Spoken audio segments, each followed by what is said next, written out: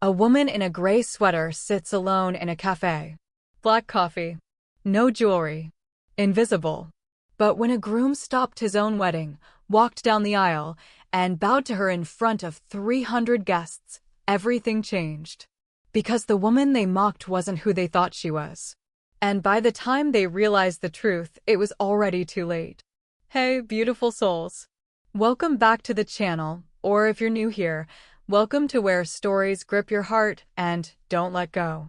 I'm so glad you're here right now. Drop a comment below and tell me where you're watching from. Have you ever hidden part of yourself just to see who'd love the real you? How are you doing today? And hey, if you haven't already, smash that subscribe button because you're going to want to see how this story unfolds. Trust me, you won't see this twist coming. Her name was Mira Solen. If you passed her on the street, you wouldn't look twice. Soft fabrics. Neutral colors. Hair in a simple knot. Canvas tote with a book tucked inside. Nothing about her demanded attention. She sat in velvet brew every Thursday at 9:15. Same table. Same order. The owner, Samir, knew her as the quiet one who tips well. The barista knew her as the woman who never talked on her phone. But across the cafe, Adrian Vale watched her like she was something rare he couldn't name. He didn't know her last name. Didn't know where she lived. Didn't know her signature was on half the contracts keeping Iavar's skyline standing. Mira Solen wasn't just rich. She was the money. Founder. Owner. Ghost. The kind of power that doesn't need a spotlight because it owns the stage. But here's what no one understood. Mira wasn't hiding from the world. The world was hiding from her. 7 years earlier, Mira was 23 when her parents died. Car accident. Sudden. Final. She inherited Solen Industries' real estate, tech patents, generational influence. At first, the board smiled, shook her hand, called her Miss Solen with rehearsed warmth. Behind closed doors, they called her a child, a placeholder, a checkbook with a heartbeat. She heard the whispers, saw the smirks, felt the weight of being reduced to a signature. Competitors circled like sharks sensing blood in the water. Hostile takeover attempts. Predatory offers. Men in expensive suits who thought a young woman couldn't possibly understand the empire she'd inherited. So Mira made a choice. She stepped back. After months of vetting people outside her parents' old circle, she installed a team she could trust. She monitored from a distance. Kept her power but surrendered the performance. No galas. No red carpets. No magazine covers. She disappeared into the ordinary. That's when she found velvet brew. Warm lighting. Mismatched furniture. A piano playlist on loop. The only place where no one knew her name. Where no one wanted anything. Where she could just be. And that's where she met him. Adrian Vale didn't talk about portfolios or markets. He talked about books. Films that made him cry. Whether people were lonelier now than ever. He was sharp. Thoughtful. Guarded. Despite the expensive watch he wore, clearly a family heirloom, he always ordered the cheapest coffee on the menu. But when he smiled, really smiled, it was like watching someone remember something beautiful. They started with small talk. Then long conversations. Then Thursday mornings they both looked forward to. He never asked what she did for a living. She never asked about his last name. An unspoken agreement. Here, we're just two people. 3 months in, Adrian arrived with an envelope. Cream. Embossed. Expensive. My sister's getting married, he said, voice tight. Mira looked up. Congratulations. He didn't smile. She wants me to bring someone. And? My family's not like us. The word landed soft. But it meant everything. Their old money. The kind who measure people by their ties and alma maters. He exhaled. If I show up with you, they'll judge. Then let's go, Mira said. His eyes widened. You don't have to. I know. But I want to. Adrian looked at her like she'd just agreed to walk into a lion's den. Maybe she had. But Mira Solen had been underestimated before. And she was very, very good at it. 2 days later, a text came. Not from Adrian. From his sister, Celeste Vale. Adrian told me the good news. So excited to meet you. I've attached a few dress options, just in case you need ideas. The wedding's pretty formal. 2 hearts. Designer links. Each one north of 5 figures. It wasn't help. It was a test. A polite way of saying, we don't think you belong. Mira called Adrian. Did you tell your sister to send me dress links? Silence. She what? His anger was instant. I'm calling her right now. Don't. It's fine. It's not fine. Adrian. Her voice softened. I've dealt with worse. He went quiet. She could hear it in his breathing. He was more afraid of this wedding than she was. I'll handle it. Trust me. She hung up, then opened her closet. Mira's closet was a contradiction. One side, soft cottons, linens, knits. The uniform of invisibility. The other, remnants of her old life. Gowns.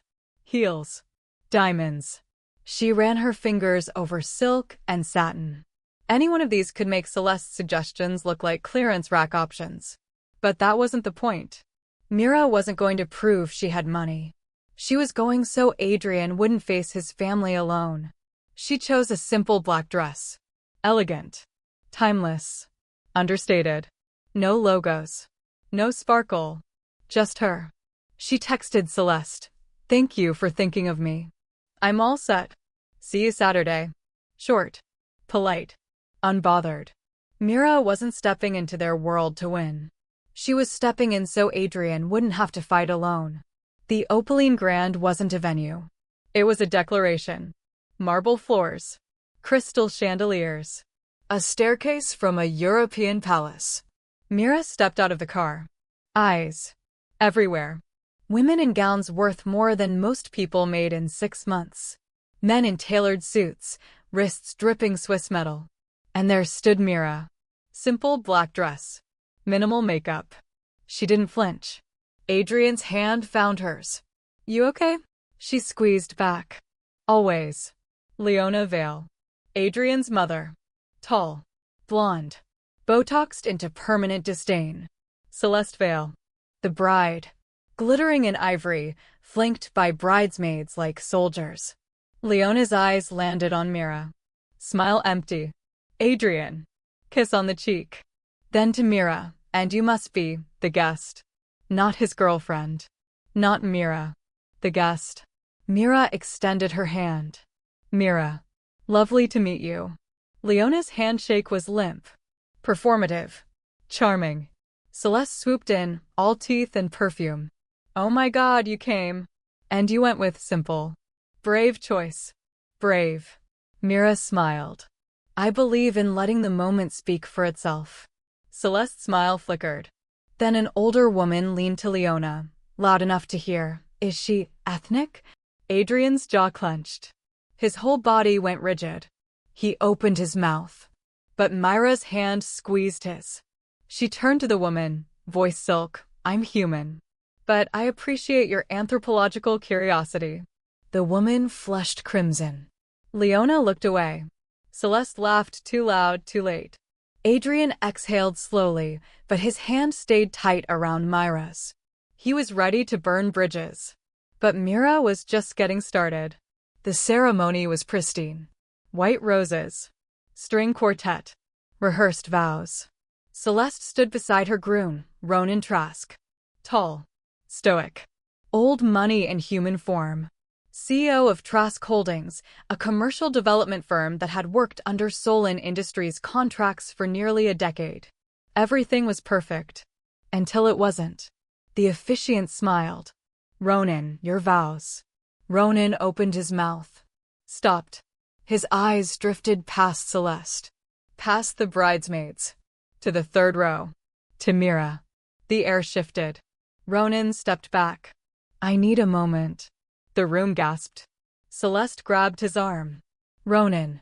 He pulled away. And walked. Down the aisle. Past his groomsmen. Past his family. Straight to Mira. The room held its breath. Adrian looked between them, confused. Mira sat perfectly still. Ronan stopped in front of her. And said one word. Ma'am. Then he bowed. The room erupted. Whispers. Gasps. Shock rippling like wildfire. Celeste went white. Leona stood, mouth open. Ronan's voice was clear. I didn't know you'd be here. If I had, he exhaled. You have my deepest respect. And my apology for any discomfort. Mira's expression didn't change. Mr. Trask. Your wedding is waiting. I know. But I couldn't proceed without acknowledging you. Adrian's confusion was written on his face. But the older guests were starting to understand. A woman in the back pulled out her phone, frantically typing. Then showed her husband a photo from 7 years ago, a Forbes article. Oh my God. That's her. Another guest leaned to their table. Mira Solen. Solen Industries. Phones came out. Screenshots passed between seats. And within seconds, the name spread through the room like electricity. Mira Solen. Founder of Solen Industries. The silent queen of Yeovar. Celeste's bridesmaid stared. Leona sank into her seat. Mira nodded at Ronan. Congratulations on your marriage. A dismissal. Graceful. Final. Ronan returned to the altar. The ceremony continued, vows stammered through, rings exchanged with trembling hands, a kiss that felt like an afterthought. But no one was watching the bride and groom anymore. Every eye in that room was on the woman in the simple black dress. The woman they mocked had just rewritten the hierarchy of the entire room. The reception was chaos dressed in champagne and string lights. Did you see her? That's Mira Solen? She's worth billions. Leona tried damage control. She approached Mira with a tight smile and wine she didn't share. Mira, darling. I had no idea. If Adrian had mentioned, would it have mattered? Mira asked. Leona froze. Would you have treated me differently if you'd known my net worth? Silence. That's what I thought. Leona's face cracked. She turned and walked away. Celeste cornered Mira by the dessert table, voice shaking. You could have said something. You let me look like a fool. I didn't do that. You did. I was trying to help. No. You were trying to remind me I didn't belong. Mira stepped closer. You never asked if I wanted to. Celeste's eyes filled with tears. Not guilt. Humiliation.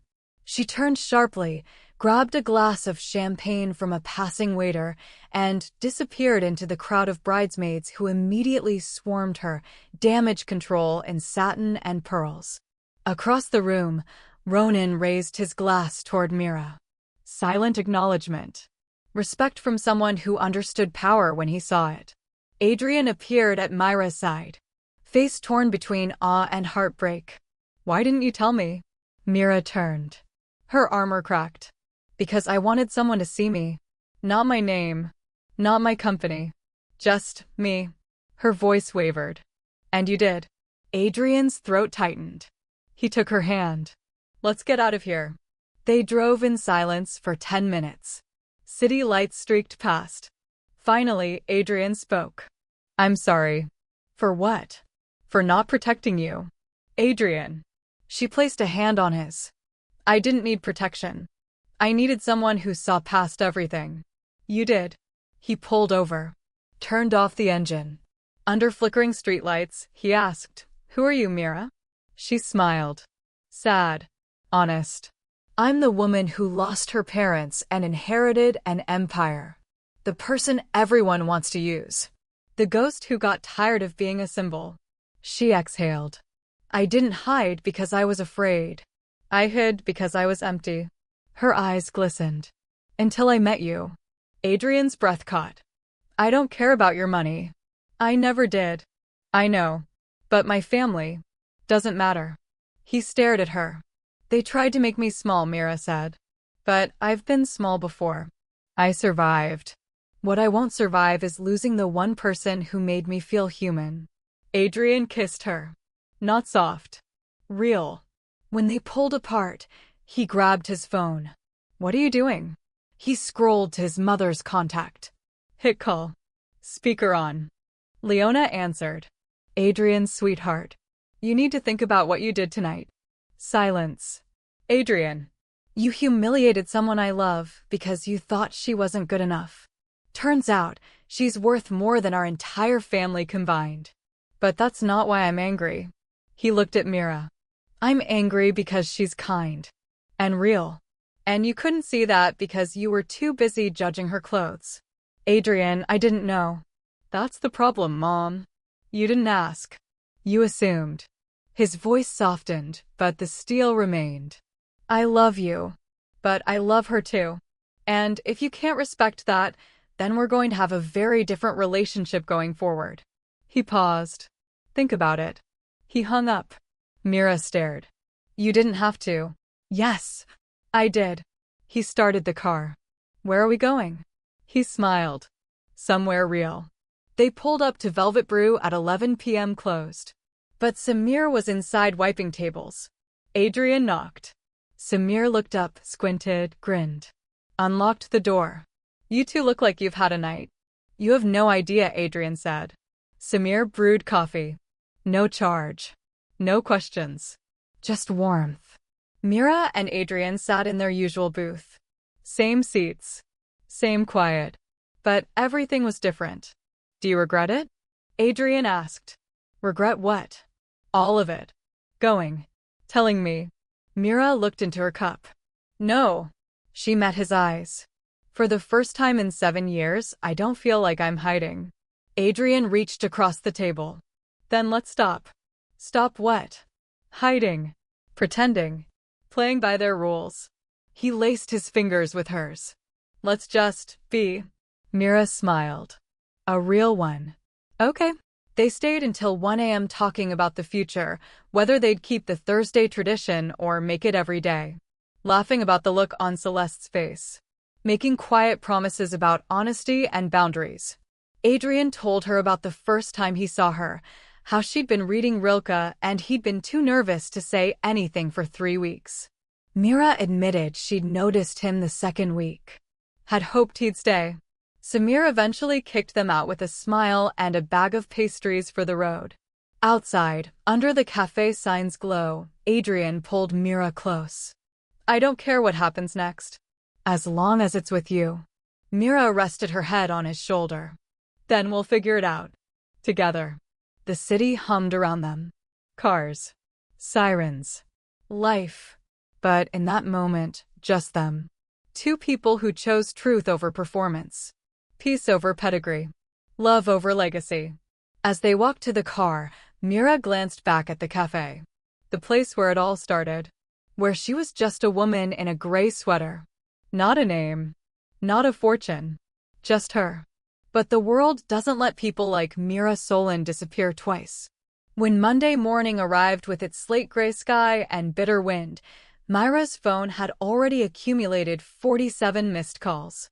Her assistant, Claire, one of the few people who had her personal number, left 3 increasingly urgent voicemails. Mira listened to them over breakfast. Toast. Black coffee. Same gray sweater. Ms. Solen, the board is requesting an emergency meeting. Photos from the Vale wedding are everywhere. Business Insider. Forbes. The Wall Street Journal. They're calling it the return of the recluse billionaire. Delete. Mira, Marcus Hale from Hale Enterprises has been calling. He says it's urgent. Something about the Riverside project. He sounds aggressive. Delete. Ms. Solen, I hate to push, but you need to see this. Marcus Hale just went public. He's telling investors you're unfit to lead Solen Industries. That your disappearance proves instability. He's positioning for a hostile takeover. Please call me. Mira set her phone down. Marcus Hale. The same CEO who'd been trying to acquire Solen subsidiaries for years. One of the circling sharks who'd seen her parents' death as an opportunity. Adrian emerged from the bedroom, hair still damp from the shower. He'd stayed over. First time. They'd fallen asleep on her couch talking until 4 a.m. You okay? He asked. She handed him the phone. He listened. His face darkened. Who's Marcus Hale? A vulture, Mira said simply. CEO of Hale Enterprises. Commercial development. He's been waiting 7 years for me to show weakness. And now? Now he thinks I'm weak. She took a sip of coffee. Because I chose peace over spectacle. Adrian sat across from her. What are you going to do? Mira looked at him. Really looked. For 7 years, she'd run. She'd hidden. She'd let the world think she didn't care. But Adrian didn't fall in love with a ghost. He fell in love with her. And maybe it was time the world met that version too. I'm going to remind Marcus Hale why my parents named the company Solen, she said quietly. Adrian raised an eyebrow. Which is Latin for throne. She stood, pulled out her phone, dialed Claire. Clear my schedule for Wednesday. I'm calling a press conference. Wednesday arrived cold and bright. The Solen Industries headquarters was a glass tower in the financial district. 40 stories of steel and ambition. Mira hadn't set foot in the building in 5 years. She wore a charcoal suit. Hair down. Minimal jewelry. The version of herself that existed between the woman in the gray sweater and the heiress in the gown. Herself. Just elevated. Adrian wanted to come. She told him no. Not because she didn't want him there, but because this was something she needed to do alone. The conference room was packed. Journalists. Shareholders. Board members who looked like they'd seen a ghost. And in the back, arms crossed, smirk firmly in place, Marcus Hale. Tall. Silver-haired. Expensive suit that screamed new money trying to look like old money. Mira stepped to the podium. Cameras flashed. She didn't flinch. 7 years ago, I made a choice. I stepped away from public life after my parents died. Not because I was incapable. Not because I was weak. But because I refused to perform grief for shareholders. Her voice was steady. Clear. I built a team I trusted. I monitored every contract, every acquisition, every decision from a distance. Solen Industries grew 23% in my absence. We expanded into 4 new markets. We maintained ethical labor practices while our competitors cut corners. She paused. I didn't disappear. I delegated. There's a difference. A reporter raised her hand. Ms. Solen, Marcus Hale has publicly stated that your ghosting of corporate responsibilities makes you unfit to lead. How do you respond? Mira's eyes flicked to Marcus. He was still smirking. Mr. Hale is entitled to his opinion. But opinions don't override board votes. Or controlling shares. She smiled. Razor sharp. Which I have 68% of. The smirk faltered. Another reporter, will you be resuming active leadership? I'll be resuming visible leadership, Mira corrected. I never stopped leading. I just stopped performing. But recent events have reminded me that visibility has value. Not for ego, but for accountability. She glanced at the board members. Some people confuse silence for absence. Let me be clear, I see everything. I always have. One of the older board members shifted uncomfortably. He was one of the ones who'd called her a placeholder. Mira didn't name him. Didn't need to. Moving forward, I'll be taking a more public role. Meeting with investors. Attending quarterly reviews. But I won't be performing. I'll be leading. Marcus Hale stood. The room went quiet. Miss Solen, with all due respect. You've shown me none, so let's skip the pretense. His jaw tightened. You've been out of the game for 7 years. The market has changed. Leadership requires presence, not surveillance. Mira tilted her head. You tried to poach my chief operations officer last year. Offered him triple his salary. He declined. Do you know why? Marcus said nothing. Because loyalty isn't bought, Mr. Hale. It's earned. You've spent a decade acquiring companies and gutting them for parts. I've spent 7 years building something sustainable. She stepped out from behind the podium. Walked closer. You called me unfit. But the only thing I'm unfit for is your version of leadership. The kind that values optics over outcomes. Noise over nuance. She stopped 3 feet from him. You want Solen Industries? Make me an offer. The room tensed. Marcus smiled. 70 billion. Mira laughed. Actually laughed. We both know the valuation is closer to 95. But sure. 70 billion. His smile widened. He thought he'd won. I decline. The smile vanished. You can't. I absolutely can. It's my company. But thank you for confirming that you've been circling. It helps me know who to exclude from future partnerships. She turned back to the podium. This press conference is over. Thank you all for coming. As the room emptied, Marcus Hale walked past her, leaned in, whispered, "You just made an enemy." Mira didn't look at him. "You were never a friend." That evening, Mira sat in her apartment. Exhausted. Exhilarated. Her phone buzzed. A text from Adrian. "I saw the press conference. You were incredible. Dinner." She smiled. Replied, "Velvet brew. 7 p.m. But before she could set the phone down, another text came through. Unknown number. "Miss Solen, this is Leona Vale. May I speak with you? In person. Please." Mira stared at the screen. She could ignore it. Block the number. Move on. But something in the word "please" stopped her. She replied, "Tomorrow. 10 a.m. Velvet brew." Leona arrived exactly on time. Tailored coat. Pearls. But her face looked different. Tired. Human. She sat across from Mira without asking permission. "I owe you an apology." Mira sipped her coffee. Said nothing. "I was cruel," Leona continued. "I judged you without knowing you. I assumed," she exhaled. "I assumed you weren't good enough for my son because you didn't look like what I thought success should look like. And now? Now I know I almost lost Adrian. He hasn't spoken to me in 4 days. Won't answer my calls. Her voice cracked. I've never been cut off by my own child." Mira set her cup down. "You didn't lose him because of me, Mrs. Vale. You lost him because you showed him you value appearances more than character." Leona flinched. "I'm not here to ask you to forgive me," she said quietly. "I'm here to ask you to give me a chance. To know you.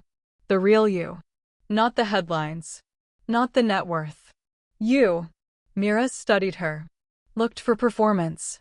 Found only exhaustion. "Why?" "Because Adrian loves you. And I love Adrian. And if I can't see what he sees, then I'm the one who's blind." It wasn't a perfect apology.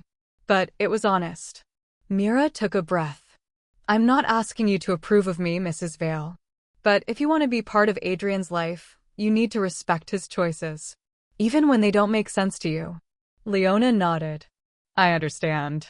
And if you ever speak to me or anyone else the way you did at that wedding, I won't give you a second chance. I don't care whose mother you are. Understood?" They sat in silence for a moment. Then Leona did something Mira didn't expect. She smiled. Small. Sad. Real. "He told me you read poetry. That you're kind to waiters. That you listen more than you talk." Mira blinked. "He said you make him feel like the world is quieter when you're around." Leona's eyes glistened. "I haven't heard him talk about anyone like that. Ever." She stood. "I won't take more of your time. But thank you for hearing me out." She turned to leave. "Mrs. Vale." Leona stopped. "If you mean it, about wanting to know me, come back next Thursday. Same time." Leona looked back. Surprised. Hopeful. "I will." And she did. By the time spring arrived with its cherry blossoms and longer days, something had shifted. Leona showed up every Thursday for 12 weeks. At first, the conversations were stilted. Careful. But slowly, they found rhythm. Leona asked about Mira's parents. Listened to stories about her father's terrible jokes and her mother's obsession with architecture. She admitted her own loneliness in a world of performance. How exhausting it was to always be on. And Mira saw it. Leona wasn't cruel. She was scared. Scared of losing relevance. Scared of being forgotten. Scared her son would leave her behind. One Thursday, a letter arrived at Mira's apartment. Handwritten. The return address was Celeste Vale's. Mira almost didn't open it. But curiosity won. The letter was 3 pages. No excuses. No justifications. Just honesty. "I was intimidated by you," Celeste wrote. From the moment Adrian mentioned you, I felt threatened. He talked about you the way Ronan never talked about me. Like you were magic. And I wanted to prove you weren't. I wanted you to be ordinary so I could feel special again. I'm sorry. Not because you're a billionaire, but because I was cruel to someone my brother loves. If you can find it in yourself to forgive me, I'd like to try again. As family. Real family. Mira read it twice. Then texted Adrian. Your sister wrote to me. I know. She asked if she should. I told her it was up to her. Did you read it? No. It wasn't for me. Mira smiled. That was Adrian. Respecting boundaries even when they involved his own family. She replied to Celeste.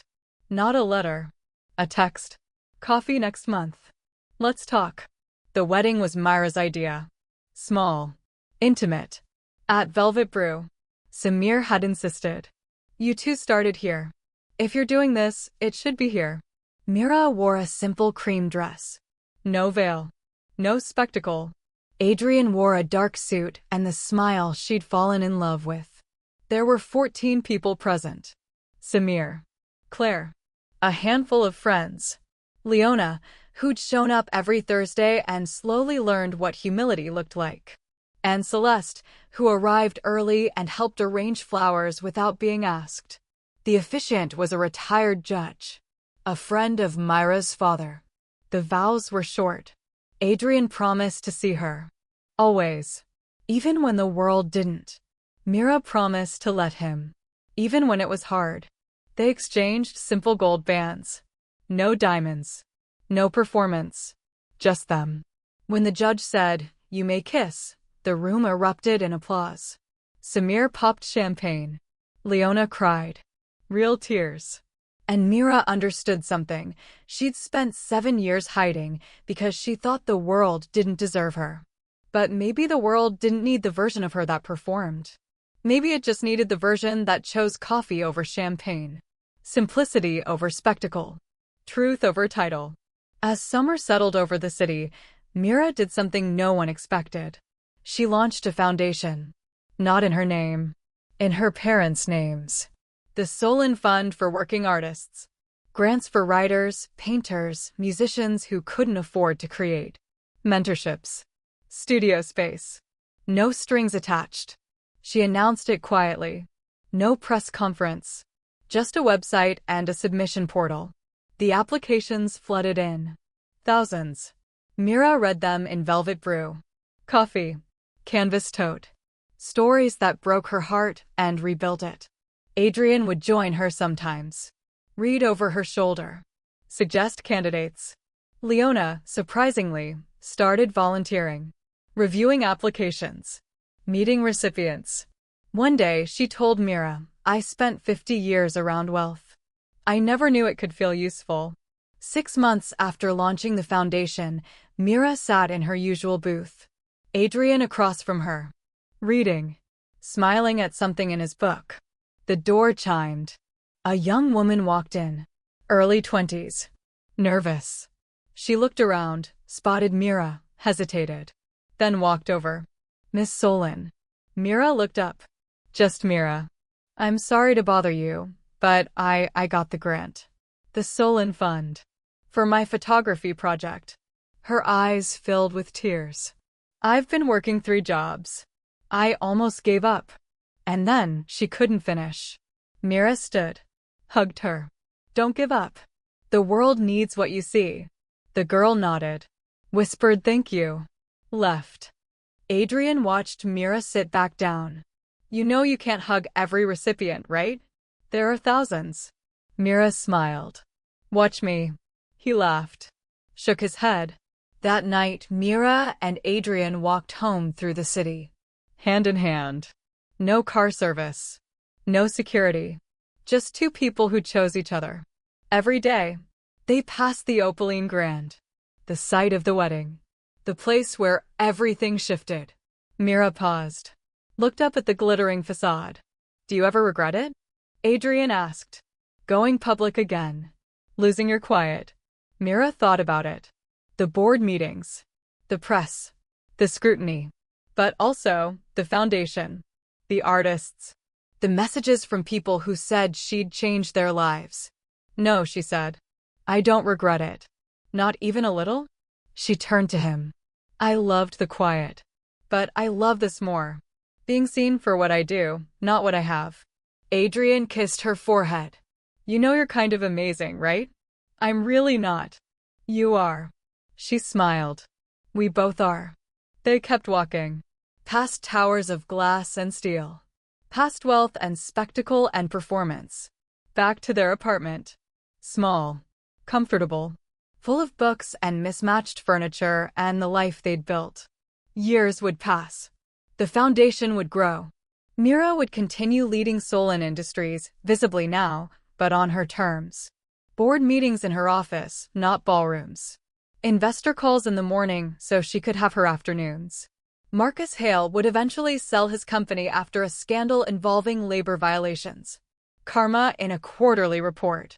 Ronan and Celeste's marriage would end quietly after a year. Mutual understanding. No drama. They'd both been performing, and the performance had exhausted them. Celeste would later tell Mira it was the best thing that happened to her. She started a non-profit for mental health. Found purpose beyond pedigree. Leona would become the foundation's most dedicated volunteer. She'd tell Adrian, years later, that meeting Mira saved her life. Gave her something real to care about. And every Thursday, without fail, Mira would sit in Velvet Brew. Sometimes with Adrian. Sometimes with Leona. Sometimes alone. Same booth. Same coffee. Same gray sweater. But everything was different now. Because Mira Solen had learned something the world is still learning. Real power doesn't shout. It doesn't perform. It doesn't beg to be seen. It simply decides where to sit. And build something worth staying for. She'd built an empire. But what she really built was a life. One Thursday morning at a time. One choice at a time. One person seen, heard, and valued at a time. And in a world obsessed with spectacle, that was the most radical thing she could have done. She chose real. And real chose her back. Have you ever been judged before someone really knew you? Have you ever had to choose between who you are and who the world wants you to be? Drop your story in the comments. Tell me about the moment you chose yourself. And if this story meant something to you, hit that like button. Share it with someone who needs to hear that they don't have to perform to be valuable. Subscribe if you want more stories about people who chose differently. Who broke the mold. Who proved that power doesn't have to be loud. Because the world needs more Miras. More people who sit quietly in corners and change everything. More people who choose love over legacy. Truth over title. Coffee over champagne. Stay real. Stay powerful. And never let anyone make you feel small. The woman in the gray sweater taught us that. And we're never forgetting it.